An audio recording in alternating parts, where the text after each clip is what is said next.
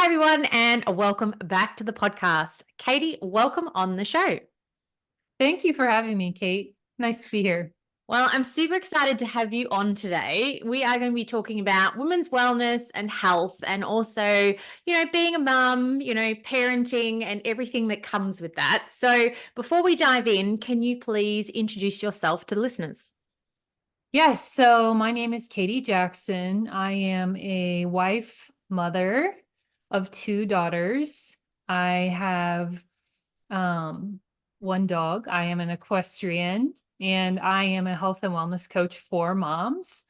I have been working in the field for about 10 years now, and I help women balance time so they can transform into these confident, energetic moms. And that way they can pursue the passions they want to pursue and get healthy. And most importantly, create a wholesome family environment that is loving. That is my mission. So that is what I set out to do. And that's why I'm here today. Amazing. Now, most of us in the health and wellness industry, we tend to have our own sort of health stories that have led us on this path. What is yours, and how did that bring you to become a coach and help other women?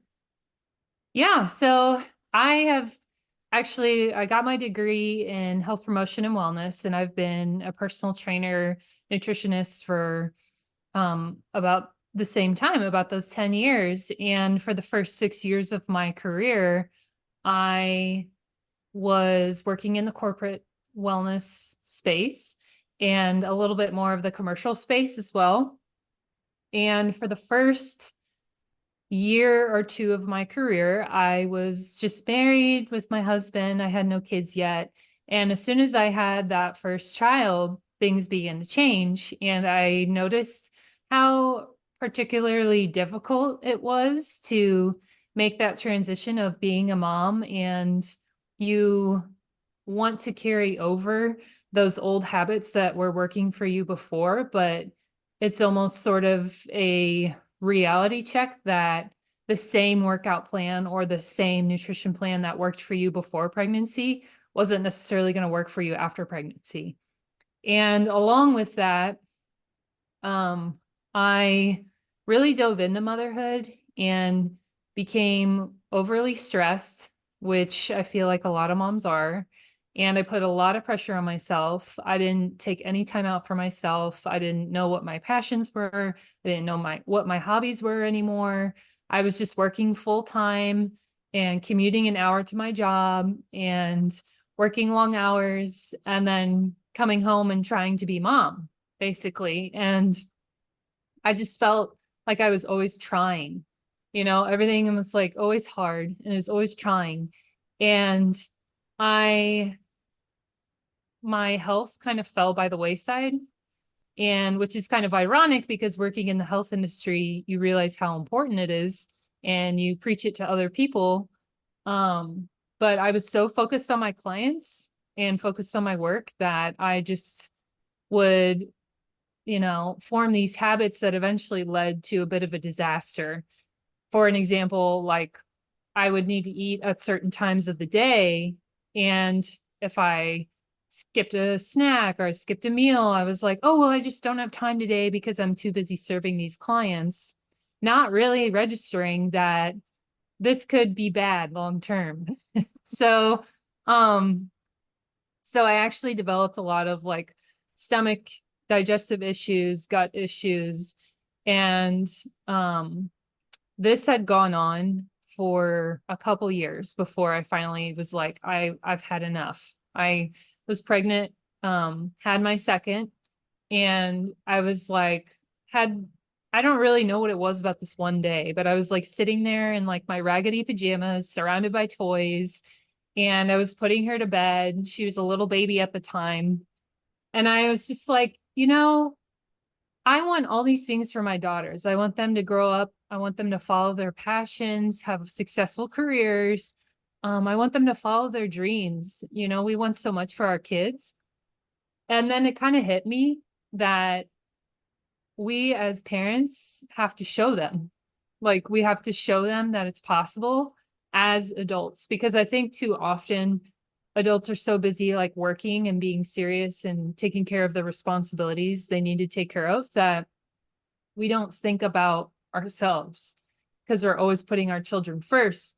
But in a way, it's actually doing your children a disservice because you want to show them that even as an adult, it's still possible to follow your passions. It's still possible to get healthy, all of the things that we want. So I made a pact with myself that I was going to stop saying no to things and remove boundaries.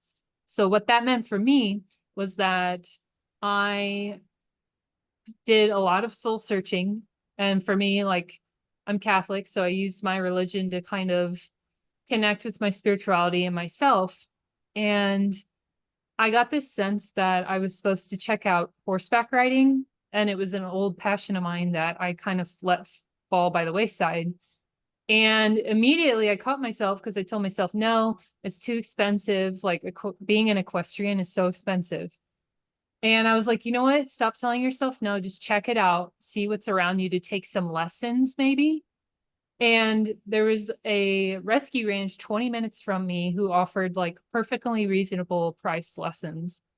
And to this day, I go every Friday and it is like the best thing ever. So, in addition to finding my passion, I also started to take care of my basic needs. And that meant like stop coping with your stress by eating sugar and eating like the quick healthy snack that like seems healthy, but like is not healthy. And I got myself put back together and I used this process. So now that is what process I use for other moms. I split it into these 6 pillars and these 6 steps. And this applies to moms who not only are new moms, but have been moms and are going through different seasons in their life. So, in fact, I've got 2 moms in my program right now who do not have super young kids. They have older kids. So yeah, that's my story. Well, I think it can, a lot of listeners listening in will resonate a lot because I know being a mum myself, I've got 2 girls. There have been times where it feels like you're going through waves, like, it almost builds up. You realize I'm not doing anything for myself. I'm super busy with work. I'm super busy with the kids, and you start not feeling great, body, Yeah. mind, spirit. And then something has to change in order for you to be able to keep going and showing up and reconnect with your joy. Because you sort of sometimes can take a step back and realize, oh, I'm really not that happy. Like I'm just Yeah. doing all the things to do the things, ticking the boxes, but Yep. that joy has disappeared. Mm-hmm. Yes. So, and that's something that it's kind of a slippery slope because we look around and we see moms who are also tired and also trying to run that race. And we're like, oh, this is normal, like this is just part of motherhood. And it kind of is, but I think that's a dangerous thought too, because sometimes we're like, we almost accept that belief that we don't have to do anything about it necessarily, right? So, yeah, it's really challenging for moms out there. So it's good to hear that you're a mom too, and that we have more support out there because we need it. Yeah, for sure. Yeah. And I Yeah. think too, you mentioned a lot about, having a passion or a hobby and connecting with that. I think that's definitely one of the things that when you become a parent and you're time poor, that you Yes. give up and just think, oh, well, that was a different part of my life. But if you can, like you said, with equestrian, reconnect with that, that can bring so much fulfillment and joy back into your life that maybe mums listening in, it's a good thing to start thinking about as well. Yeah. And like I always tell moms too, I don't get to go every Friday. Like, being part of a mom is like your schedule's kind of crazy sometimes because you get sick kids or something with your husband. Like if you are living with a significant other or husband, like My husband's schedule changes, you know? So the point is really is just to set the intention of like, this is my me time, like this is my passion and hobby. And just by like putting it in your schedule makes you feel so much better that you're actually like putting forth the effort to explore that. So, and some people don't always find their passions through a past love or through experiencing having a religious experience. Sometimes it just comes to you through friends. It comes to you from just searching around, and it doesn't have to be expensive either. Yeah. So Yeah. And I think that's a good yeah. point, because I think a lot of us, when we hear things like hobbies and, we've got to practice self-care, we think we need to be getting massages and facials and, we need hours of time and plenty of money, but that's not always the case. No, no, it could be anything. Like thinking outside the box, it could be just going outside, honestly, and going for a walk or a hike in nature, or a lot of times it could be with your kids, you know. Ideally, you try to find something where you could be alone, but there you go. Like that opens up a whole new memory and family experience. And sometimes it goes really smooth and sometimes not so smooth. So, yeah. And how do you help women, some of the common, I guess, issues that pop up when it comes to women trying to connect with their health, is not having enough energy, or a lack of time. So what do you suggest, for any listeners listening in, when it comes to, time and energy, if they think that they're finding that they're lacking in one or both, what are some things that they can do? Well, first of all, what I say surprises a lot of people. And I say, you're right in a sense, because time, when you say, like, I don't have enough time, really, it's more like, I don't know how to make time. Like, this is everything that I have going on, and I don't know how to make time. Right. And then when it comes to money, we kind of brought that up. It's like it doesn't always have to cost money. So sometimes we think this like big expensive trip or this big expensive hobby where you have to purchase a lot of equipment. Um, you can have multiple passions and hobbies. It doesn't have to be something super expensive. Um, and when it comes to energy, this one always kind of makes me laugh because there was a point where um, I was doing a little bit of research, and there was this article on like ways to become like a healthier mom. And like the very first tip was get more rest. And it just like made me laugh because I was like, well, that's so obvious. And it almost like sparked a defensive like feeling in me because I was like, well, yeah, I would love to get more rest, but it's just not possible at this time. And so when it comes to energy, it's like you're stuck in this cycle where if you take care of yourself, you'll have more energy. But to start taking care of yourself takes energy. And so it really just comes down to prioritizing what am I going to use my energy on? And that's not only physical energy, but it's mental energy as well. So it's like, where am I giving all my energy to?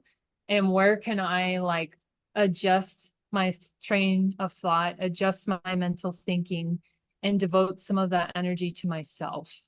Because a lot of moms struggle with anxiety, stress, worry, and that uses up a lot of energy. So that's something that I help coach my moms to practice, like some breathing exercises, affirmations, something to reset themselves before they go down that path, and then they're just like mentally exhausted.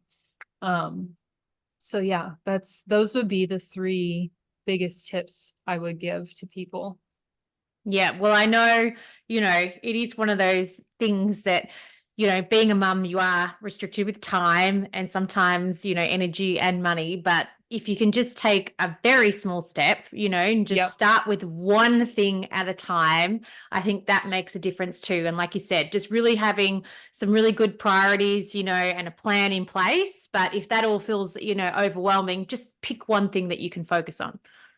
Well, yeah, and that's where professionals like you and I can help because we know the challenges that they're facing and we know like, okay, here's where you're starting. Here's some small things you could do. What do you want to focus on first?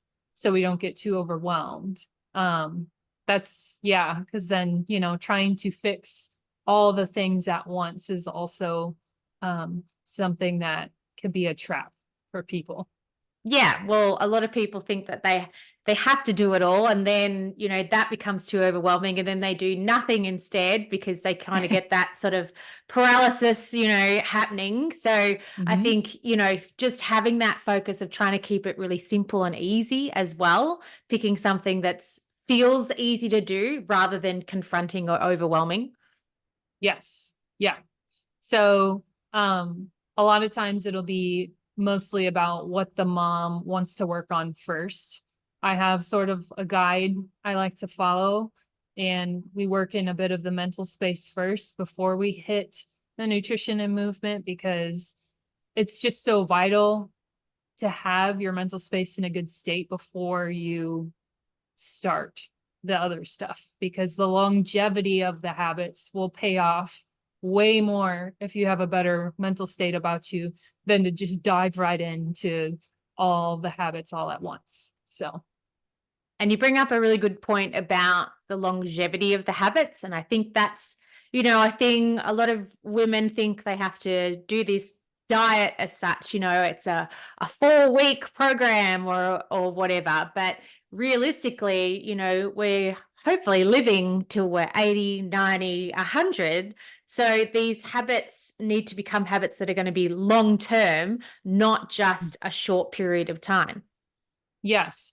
Yeah. And it's, yeah, it's one of those things where when we're talking about longevity of habits, sometimes the things that are thrown out there in the media or thrown out there on social media, in particular, the news, whatever you'll have it, the results will look very like appealing and sexy. And you're like, oh my gosh, that's what I want. And they said, like, I could get it in 6 weeks. But what we miss is we miss the whole point of like integrating those habits with our family life and how that's going to work and how what's the longevity of you doing that over the 6-week program. And then something with kids always happens, so then like week 2 rolls around and you like fall off a little bit and then you start to go down this rabbit hole of, oh well, like I'm not doing a very good job. And yeah, so it's really important to be working with somebody who can support you and give you camaraderie, but most importantly, give you a plan that's going to integrate with your family life and achieve the results you want. Yeah. Well, I always laugh when I see the morning routines on social media and stuff. And, people will say, oh, I get up and I read for half an hour and then I do breath work for 20 minutes. And then I go outside and I have my cup of coffee. And, their morning routine is a couple of hours. And when you've got kids, that's just not possible. Like, because No. half the time they're coming in to wake you up, and Mhm. or they've been up in the middle of the night and so you haven't had a full night's sleep, so you can't get up, you don't want to get up early to start this amazing morning routine.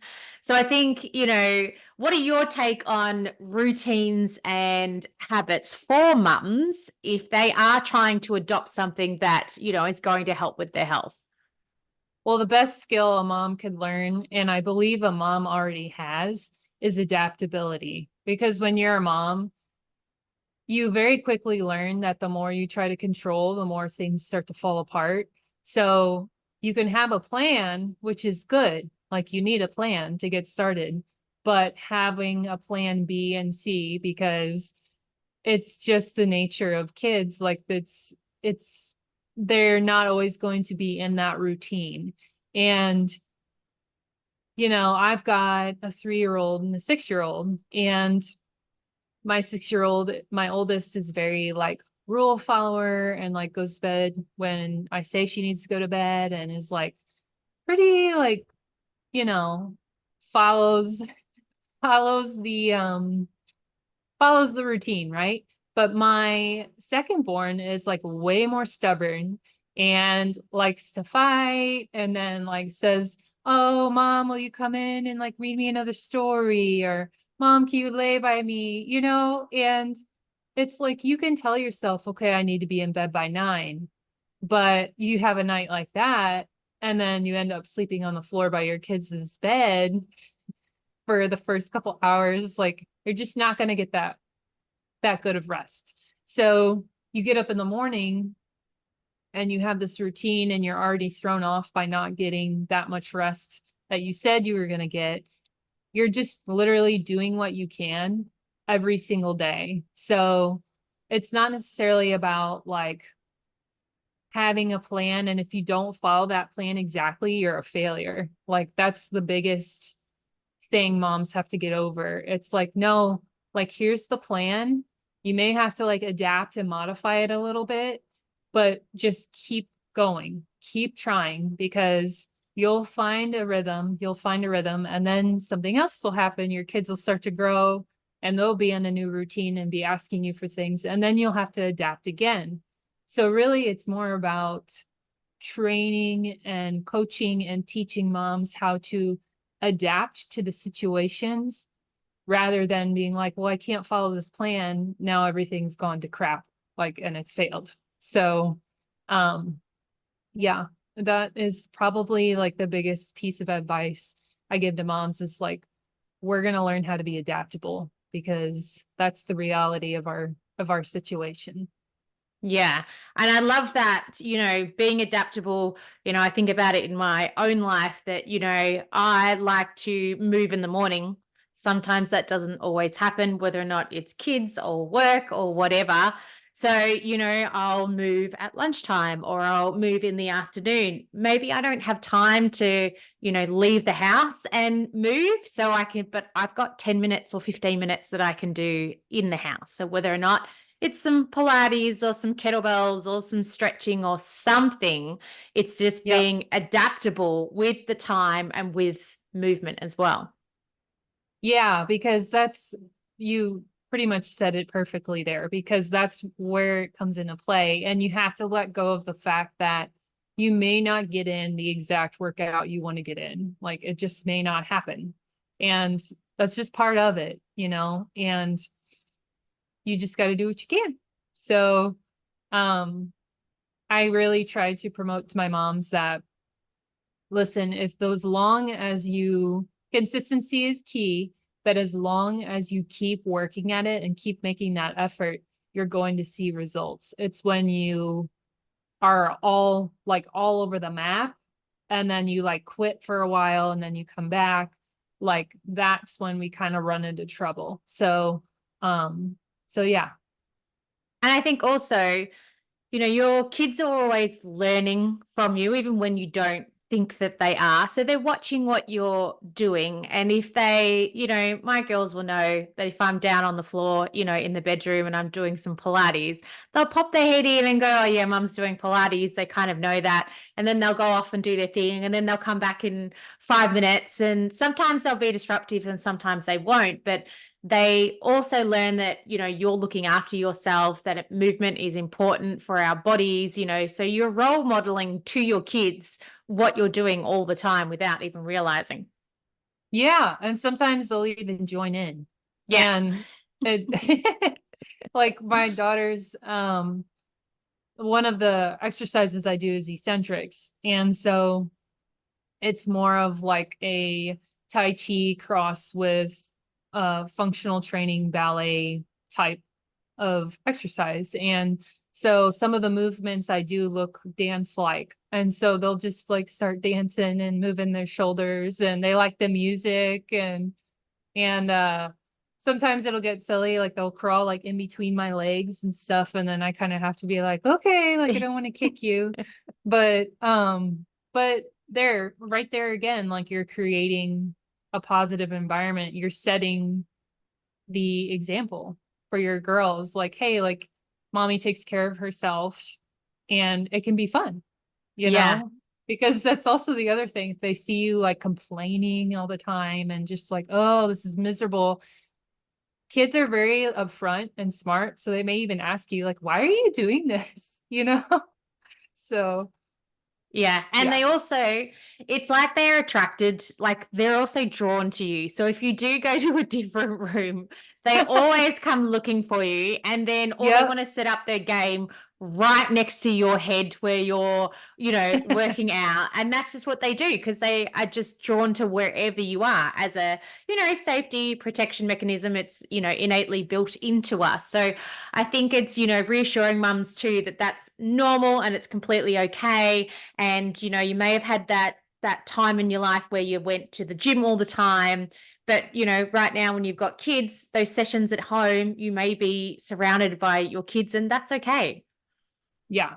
Yeah. And that's one of the parts that accepting the fact that things are different now, like, and you're in a new chapter. It's not negative, and you're just in a new chapter of your life, and you can still get results and feel good about yourself and remain pain free without having to go to the gym and spend all that time and effort all the time. So And you bring up a really good point about being pain free because, if we want to live for a long time and be able to move with our kids and just feel, joy in movement in general, then being pain free is a big thing. And to be pain free, we kind of need a mix of, mobility work, maybe some bit of cardio, a bit of strength, but you don't need to like lean too heavy into just one of those. It's really trying to create a bit of a mix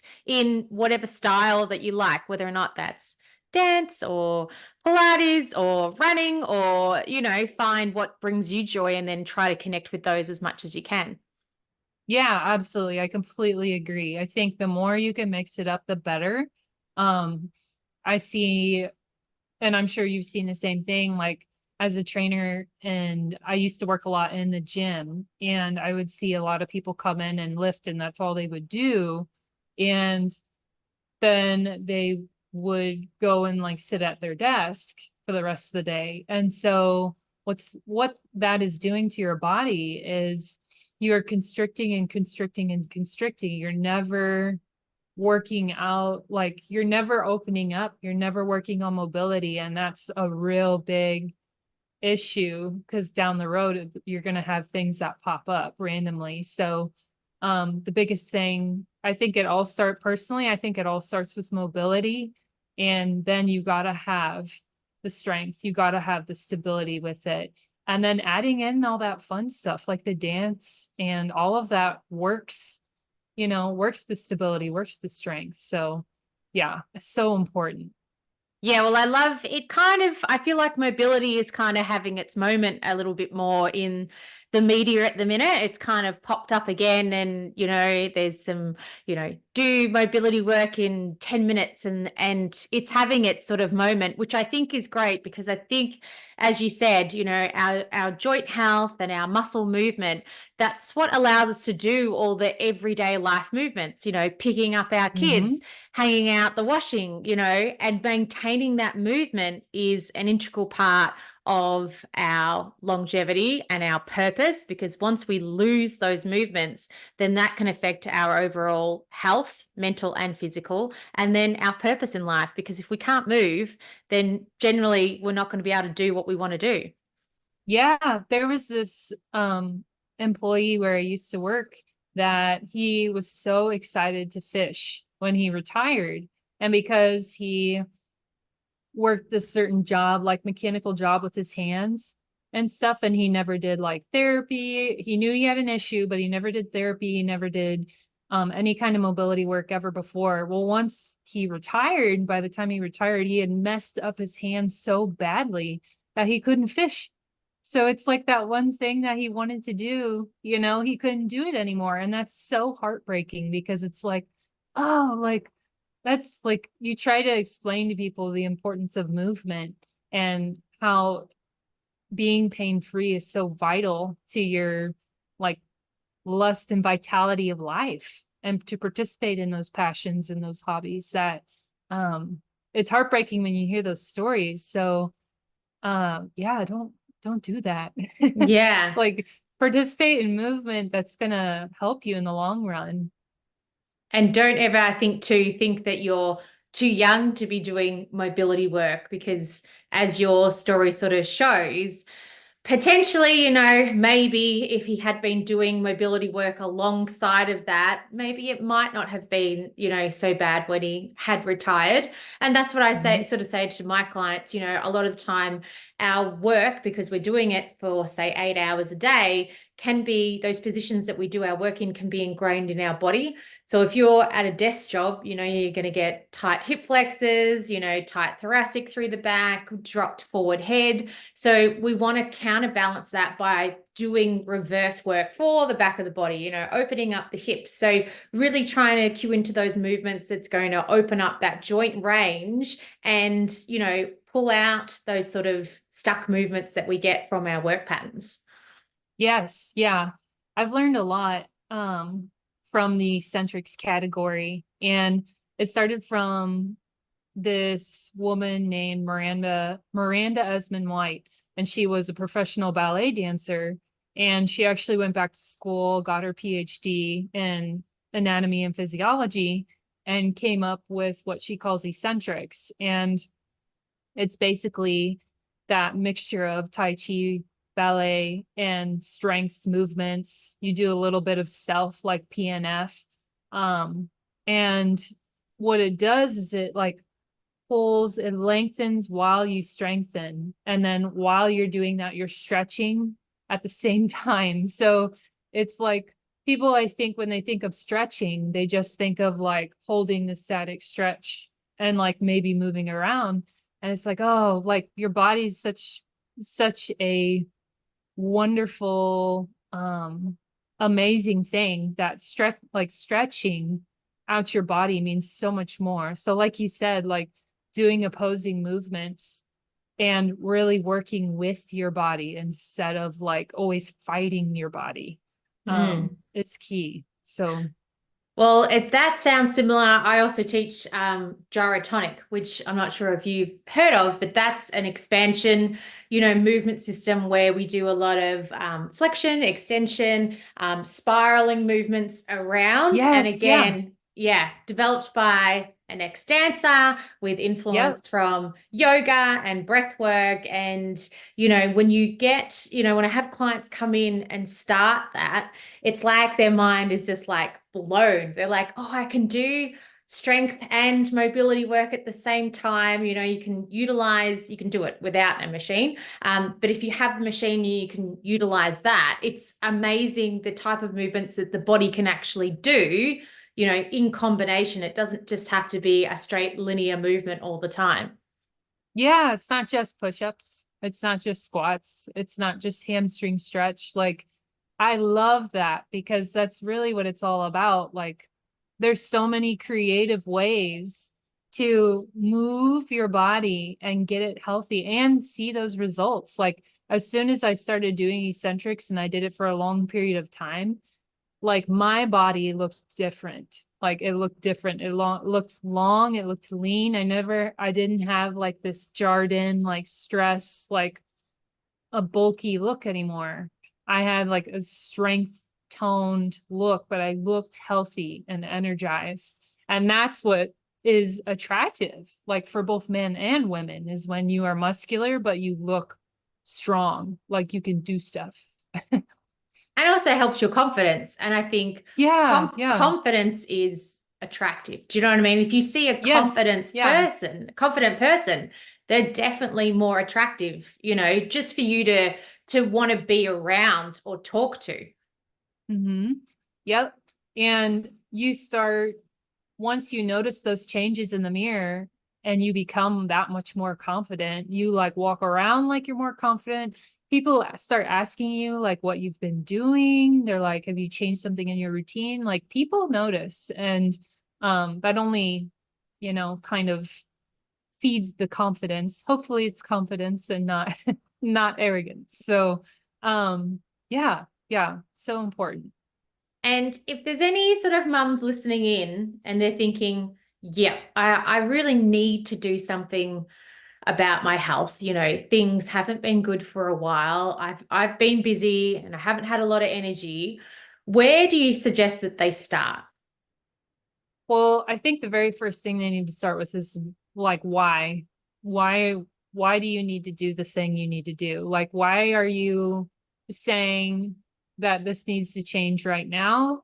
And is it just because you don't feel good, or is it impacting your life otherwise? Like get really clear on why it is that you want to make this change. Because if it's just like, oh yeah, like I'd like to lose 5 pounds, there's nothing wrong with that. But you have a whole lot more motivation from I want to lose 5 pounds to I want to spend more time with my family pain free. I want to look good when I go out with my husband on date nights because it makes me feel sexy. And and you go down this list of things. Um, that would be my first. And then moving from there, I would say diving into cleaning up your nutrition a little bit. And it sounds so like common, but it really is like cutting out the processed food and sugars. Like it's just amazing once you start doing that, how much better you feel. Yeah, those are my main points.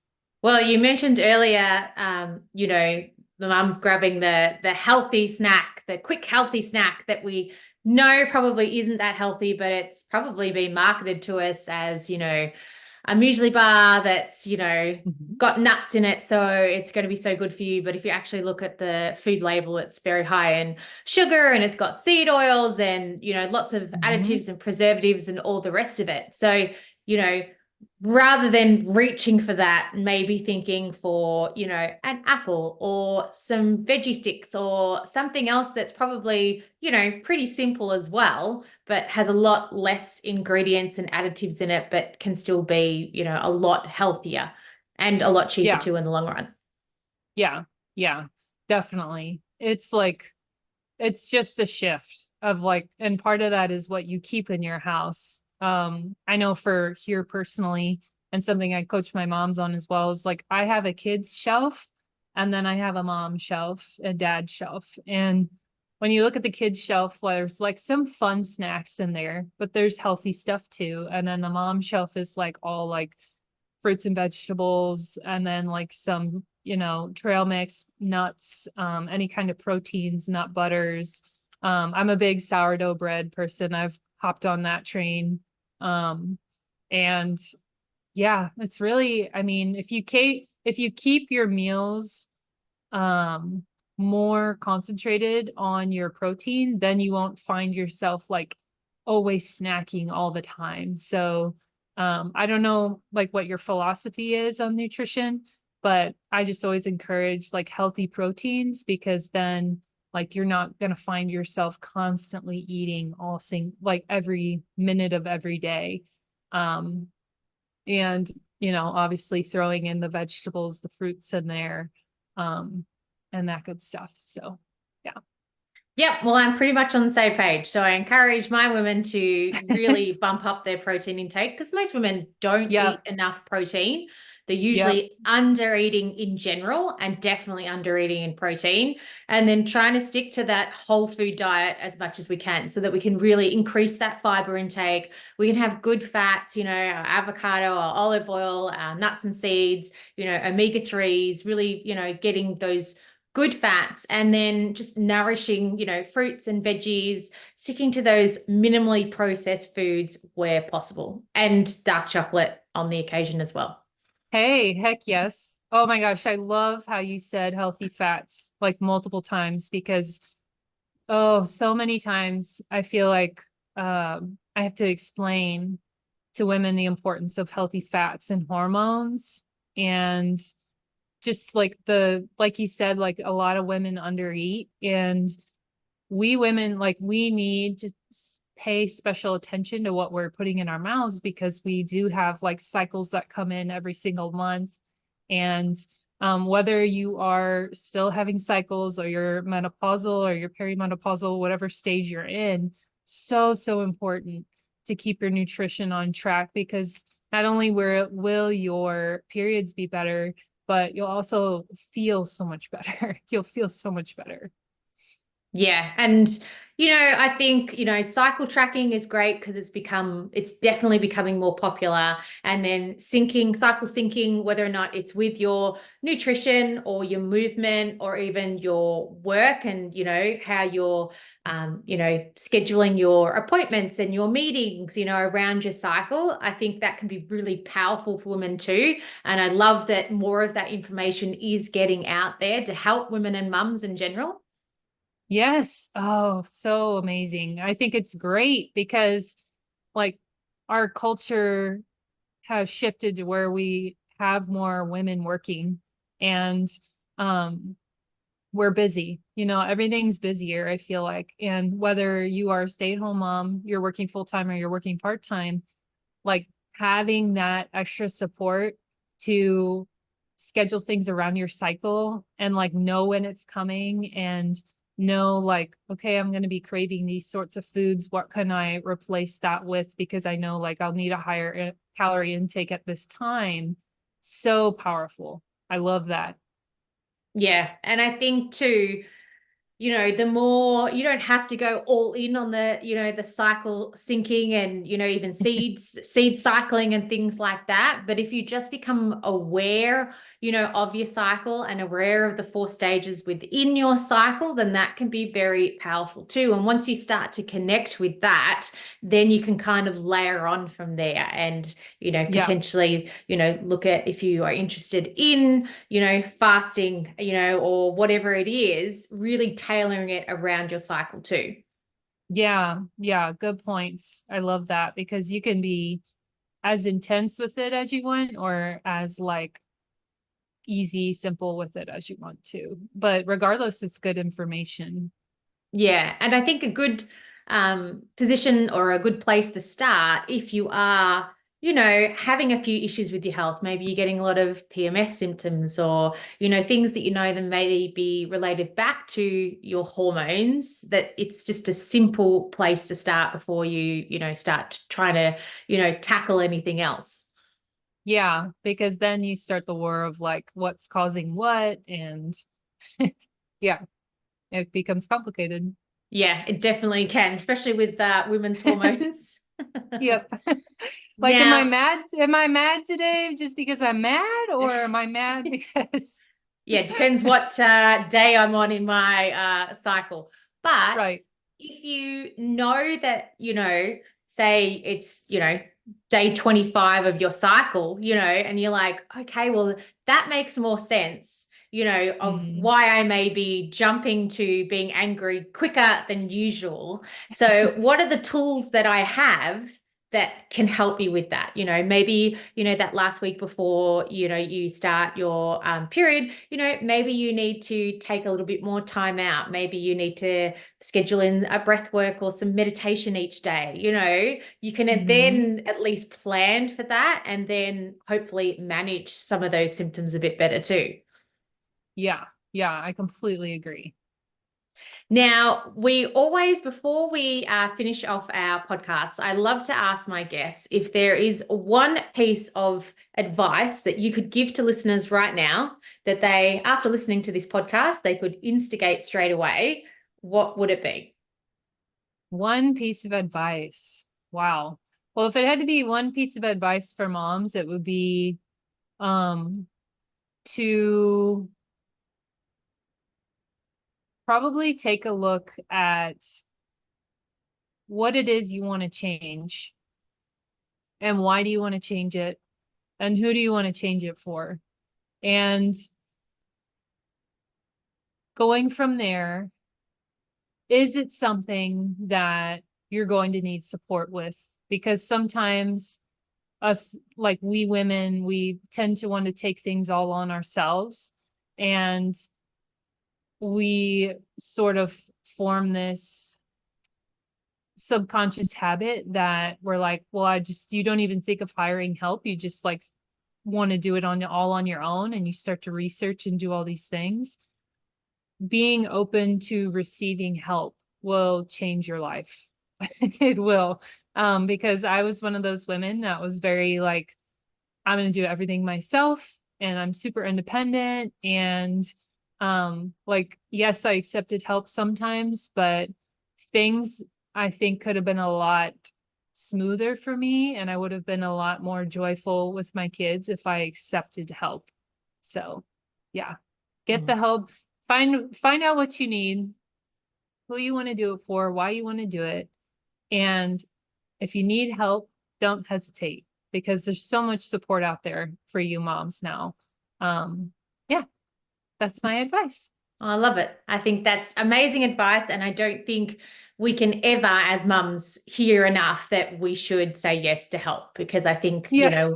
we've all been in the same boat. We all are like, no, no. And I think I know from on my side, it's more that I don't want to inconvenience, other people. Like, Yep. I just think it's lovely that you're offering, but I feel bad that it's going to inconvenience you. So I'll say no, rather than graciously accepting the help and just being thankful that you have people in your life that care enough to offer that help and accept it with joy. I know that's Yes. something that I've always struggled with as well. Yeah, and that is a skill. Like, it is a learned skill to accept help. And um it's something that I had to go through personally, and that I have a sister, and things in her life changed dramatically over these past couple years, and she's needed some more help. So she had to learn to ask for help because she had like no other choice. Like, it was just one of those situations.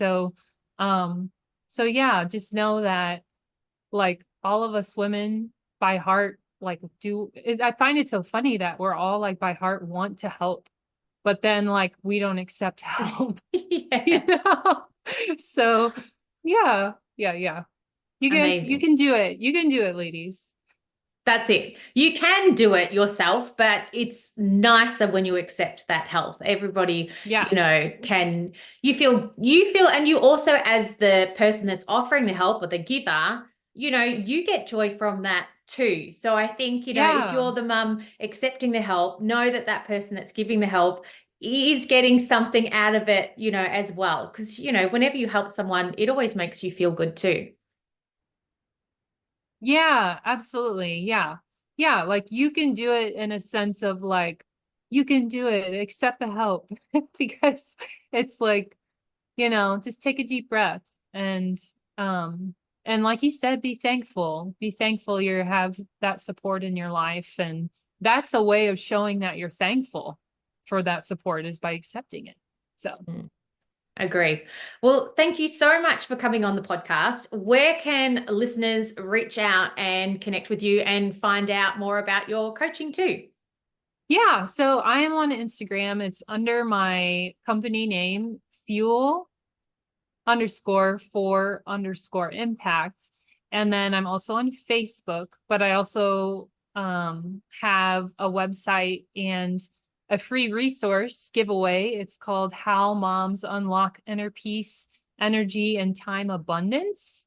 So it's a quick read that hopefully will be in the show notes as well. And you can go visit that. So lots of things to offer and lots of ways to get connected with me. Amazing. Well, I will link that all up in the show notes so listeners can head there for those links and for Katie's freebie as well. So don't miss that. Otherwise, thank you so much for coming on the podcast today. It's been lovely talking to you, especially talking to another, health and wellness expert and a mum. And I think the more of these conversations that we can have, the more women and mums that we can help out there and help them realize that we don't have to do it all by ourselves. Finding that support through a coach, or as we said before, getting that help from a friend, they all help to support us. And that's what we need when we're a mum and we're trying to raise a family. Yeah, yeah. And it's like, I hope that you found this episode and you're like, oh, like, you laughed, and you're also like, oh yeah, and found relief in this episode as well. So just know exactly that you're not alone, and we're here for you. Amazing. Thank you. Thank you.